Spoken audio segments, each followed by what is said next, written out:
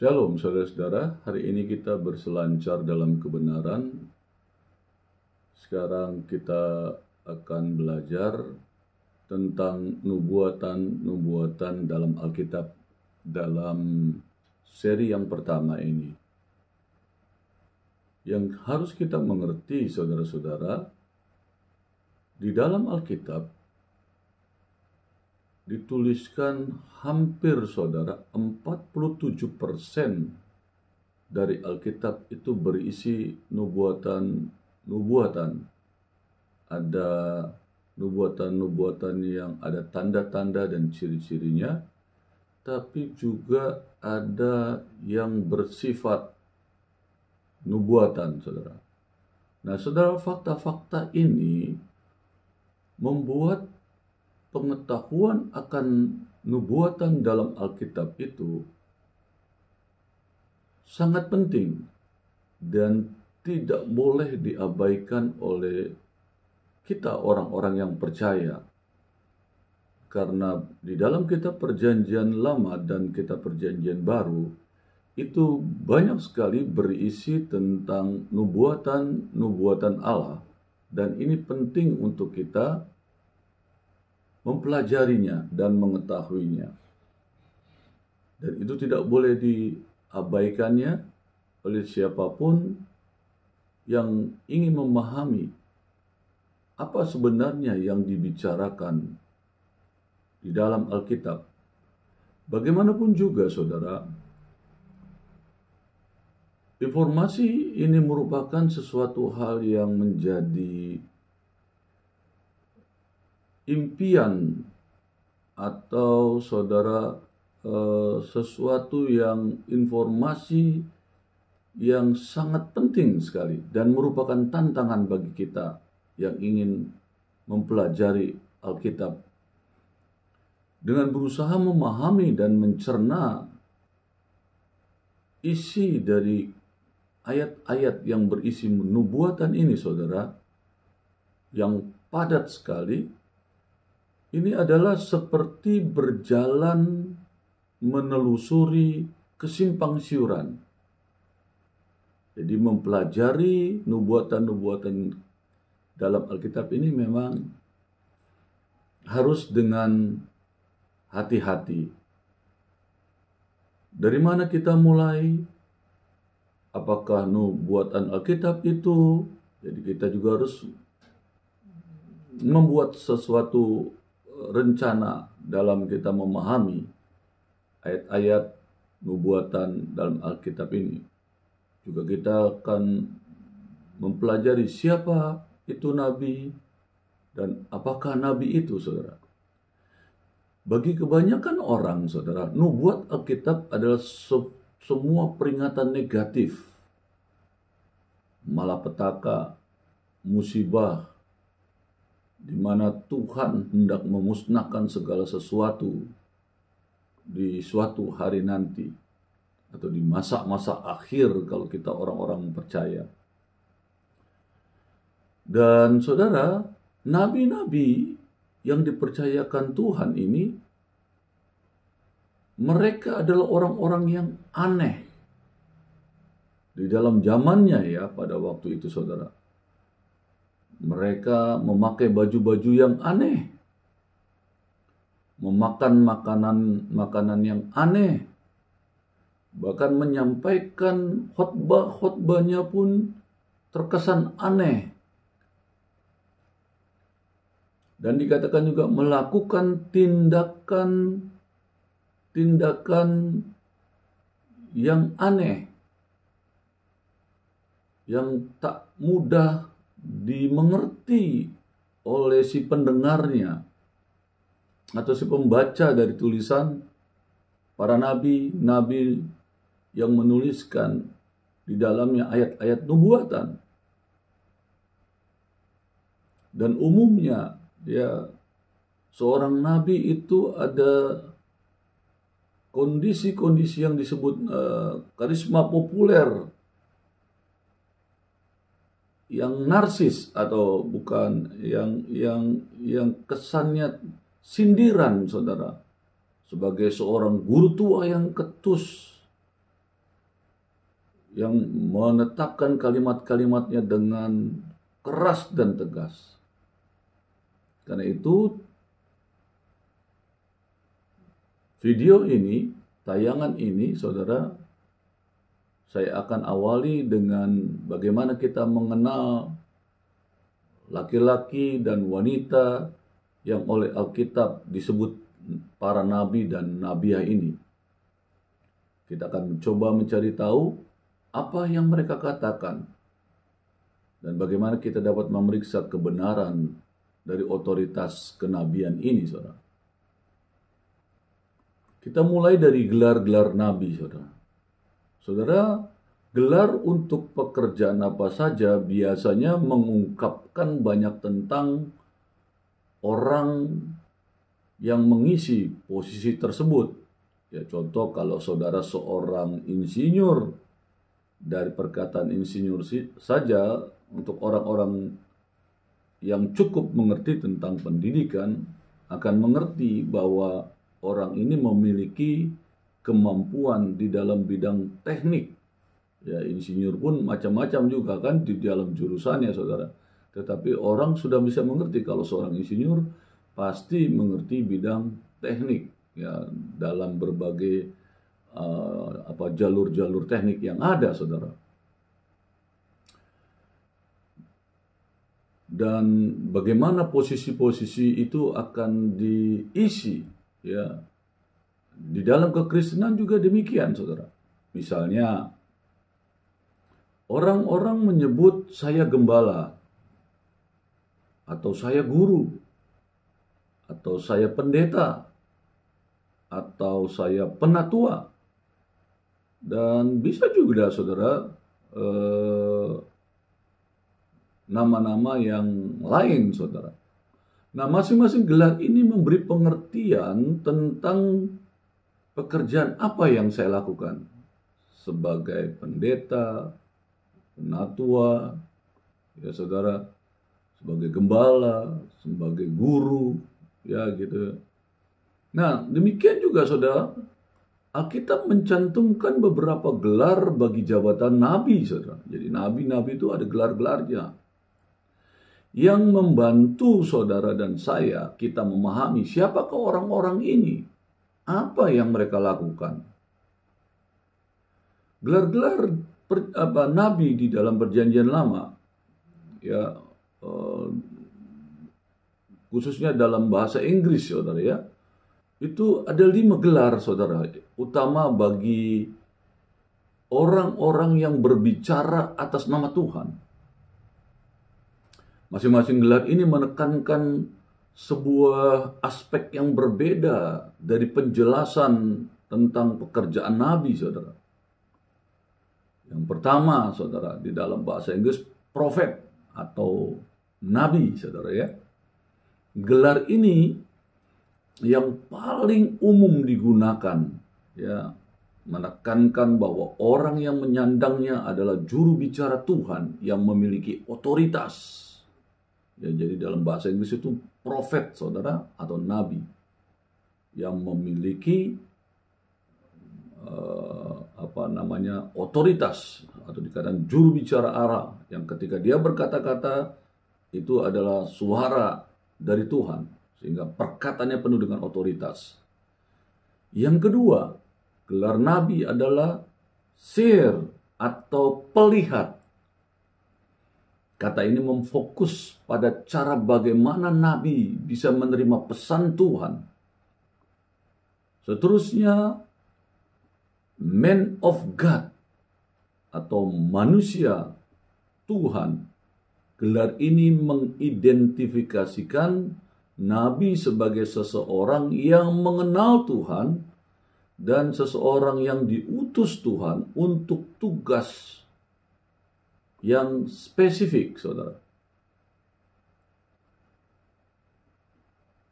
Yang keempat, hamba Tuhan atau servant of the Lord. Istilah ini menekankan hubungan yang erat antara Tuhan dan utusannya yang setia. Jadi servant of the Lord atau hamba Tuhan. Seterusnya yang kelima, messenger of the Lord atau utusan Tuhan. Istilah ini lebih memfokuskan pada misi. Orang yang suka memberitakan kabar baik ke berbagai orang dan ke berbagai tempat. Dan pesan daripada orangnya. Ini ya, jadi memfokuskan pada misi dan pesan. Ini menekankan fakta bahwa Tuhan mengirim seorang nabi untuk menyampaikan pesan dan firman Tuhan. Di dalam perjanjian lama, saudara, istilah-istilah ini penting supaya kita mengerti tentang nabi, saudara. Ya, pelihat, ya, messenger of God, dan sebagainya. Ada 3 kata di dalam bahasa Ibrani, saudara, yang di dalam perjanjian lama diterjemahkan nabi atau pelihat. Karena 2 istilah pertama ini muncul tidak sesering istilah yang ketiga, ya saudara. Jadi ini yang harus kita mengerti. Ya, istilah pertama adalah roeh. Muncul hanya 12 kali, saudara. Kata roeh dalam bahasa Ibrani. Yang kedua adalah hoseh. Ya, muncul 18 kali. Ya, kedua kata ini sama-sama merupakan istilah kewahyuan. Jadi keduanya berasal dari kata-kata yang pada dasarnya bermakna melihat, memandang, atau lihatlah gitu. Nabi atau pelihat ya adalah seorang yang dapat melihat hal-hal yang tak dapat dilihat orang lain. Nabi adalah seseorang yang kepada siapa Tuhan secara langsung dan secara unik mengungkapkan firman dan kehendaknya.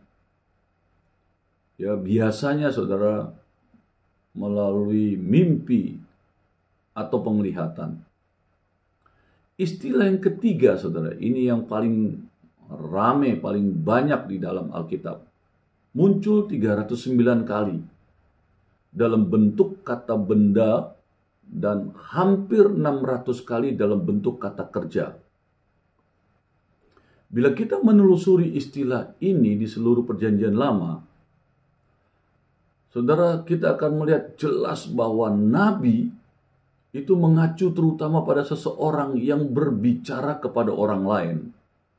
Seseorang yang bertindak sebagai mulut bagi orang lain. Di dalam Keluaran 7 ayat 1 itu penjelasannya.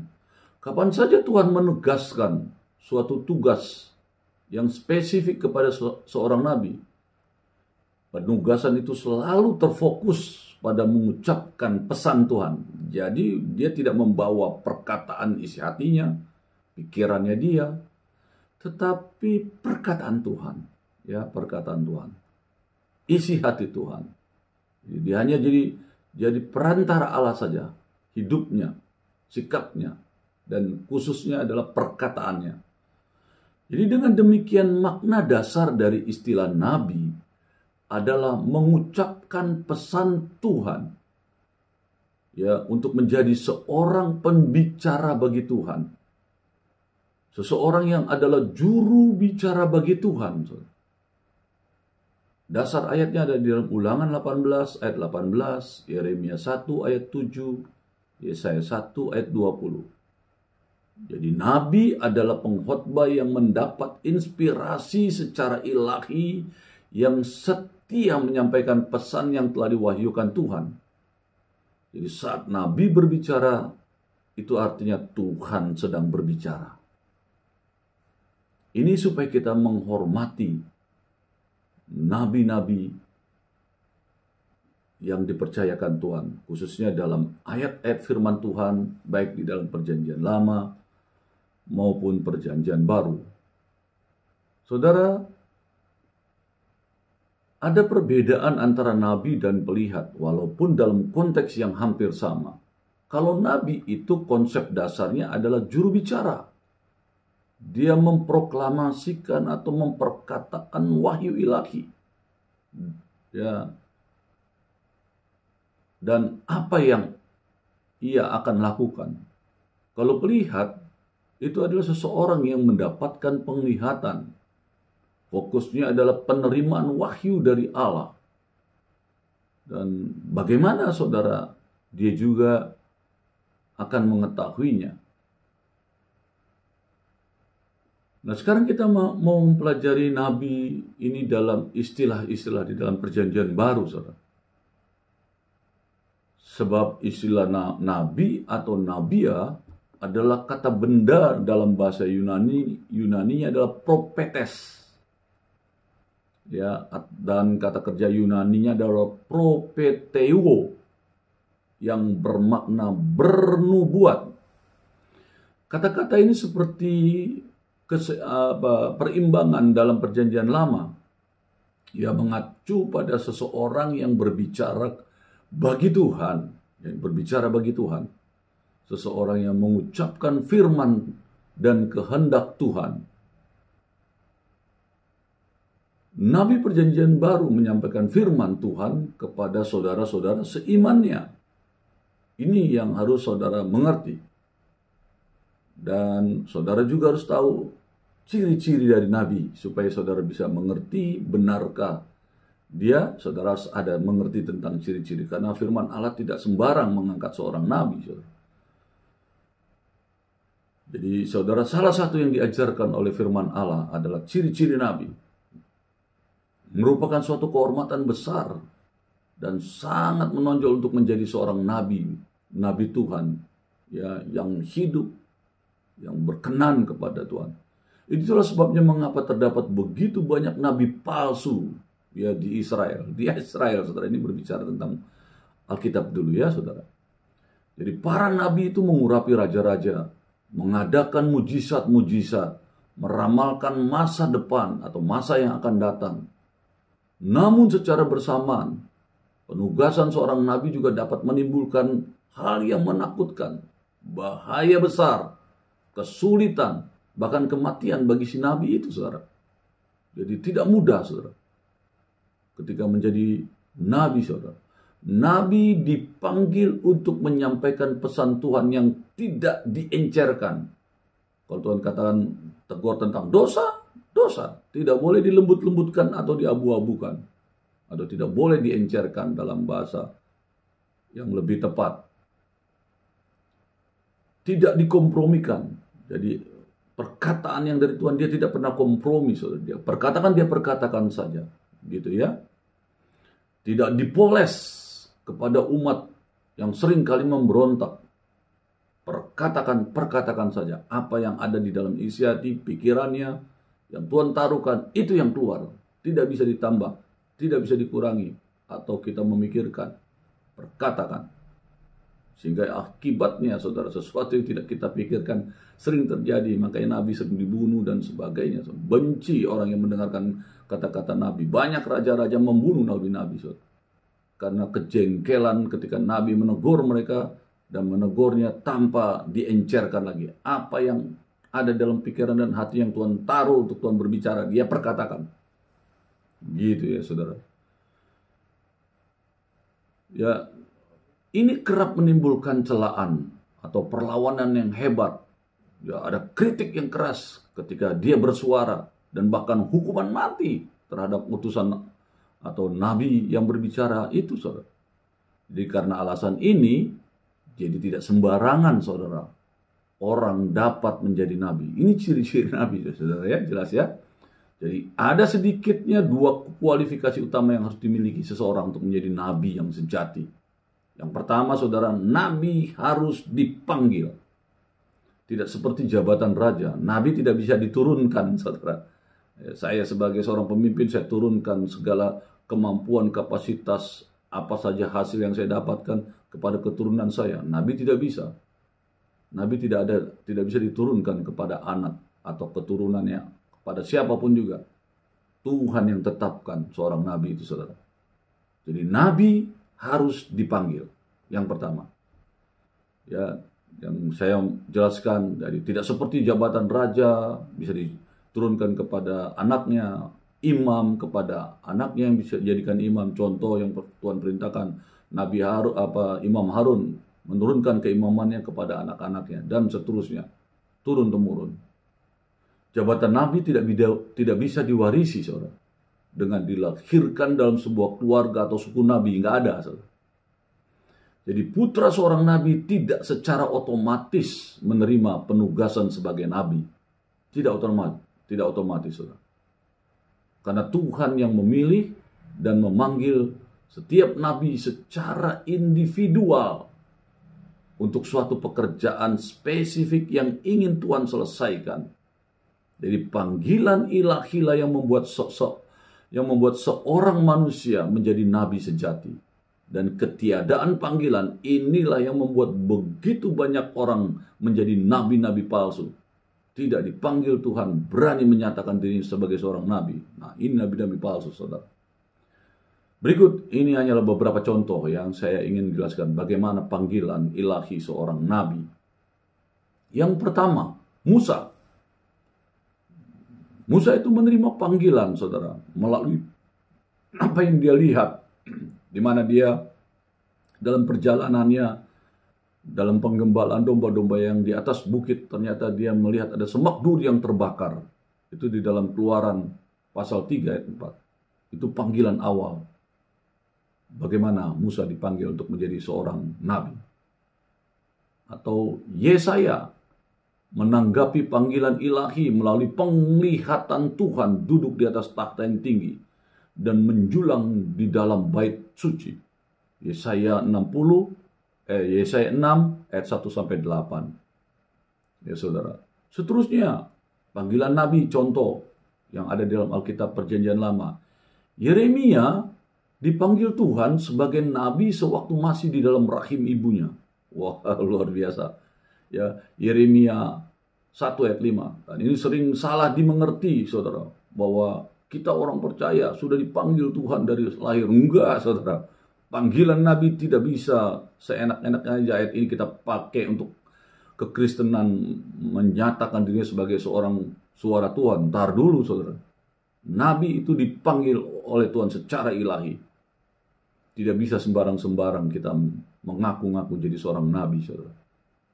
Contoh Yeskel, dipanggil Tuhan di dekat sungai Kebar di Babel. Itu panggilan kenabiannya. Ya, walaupun dia sudah dekat dengan Tuhan, mengasihi Tuhan, bahkan dia mengasihi bangsanya untuk Tuhan menolong bangsanya.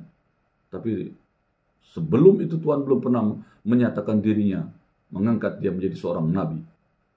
Nah, di dalam Yeskel 1 ayat 1, ya, sampai Yeskel pasal 2 ayat 3, saudara, dijelaskan bagaimana panggilan Yehezkel menjadi seorang nabi.